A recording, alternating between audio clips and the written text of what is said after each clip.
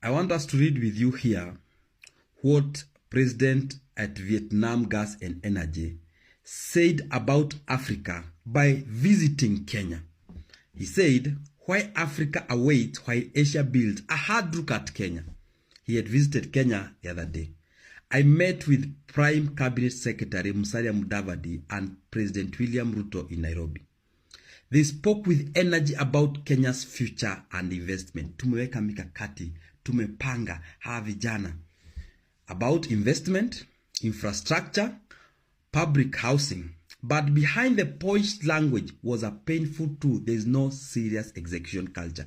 Behind hiyo uongo yote na tumeweka mikakati, tumepanga, kumbe hiyo yote ni ukora. Kenya's real problem is not lack of money. At shida ya Kenya si kukosa pesa or talent ama watu wa kufanya kazi.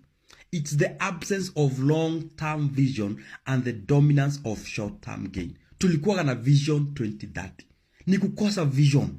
Mtu anakuja tu tumeka kati, tumeka mipango, anaanza housing, sijui anaanza SHA, anaanza ni ndio tu wakule. Dominance of the short-term gain. Leaders talk big. Watu wanaongea kwa meza how they will do things. But system don't move.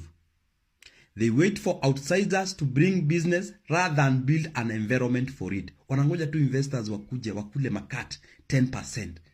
But they cannot build an environment for business here in Kenya. That's why business in Kenya are running away to the other countries. The biggest indicator, electricity. Vietnam, 100 million people. Over 70, I think he wants to say, gigawatt of power. Kenya, 50 million people, only 4 gigawatt of power. 4. We have geothermal, we have hydro, we have solar, we have wind. We have everything to supply the rest of Africa with power, but we can't. This is not a side issue. It is the foundation of economic development. No investor will build a factory where the lights flicker every day. Hii Kenya saa hii mvua ipige mabati tu mara moja, pop stima zimeenda. Vietnam knew this. It built power generation before free trade zones, and now it's a global export hub. In Kenya, basic energy supply is unstable, and yet the government built fancy expressway, and we cannot even build for power something that we already have. Akina geothermal, akina hydro, akina wind, akina solar. We can supply, in fact, the rest of Africa with power. But we are ready to go for an expressway from Nairobi to Mombasa without an export industry to support it. Meanwhile, millions live in slums, huts with no accessible to utilities. Why do you think we are going for expressway? Because of the cut 10%. Utakula nani atakula? Tourism is another missed opportunity. The other day I put a video for you here. I told you Kenya is a paradise. Shida, we cannot even tap such opportunities. Safari bookings require 90-minute check at park gate. Enda hapa Nairobi National Park, my friend. Ukuta ni gari tatu. But utakaa hapo for 2 hours waiting uangaliliwe. Kwa sababu watu wanangoja ka mistake uko nayo. Ka mistake kidogo hapo hivyo ndio uachote. Even with the observations. After 9 p.m. everything closes. After 9 p.m. even in Nairobi, kila mtu kwao. There is nothing for visitors to experience or spend on beyond Masai Market that is essentially a souvenir stand.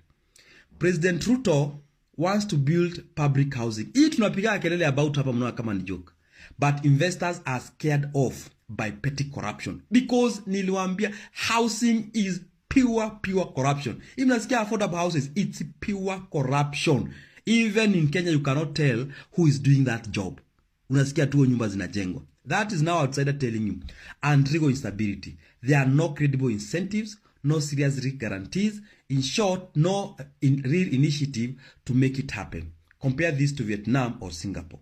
Leaders are up to 5 a.m. working on execution, not speeches. Kenya President ako juu ya gari. Kwanza Kenya hata si speeches, ni campaign.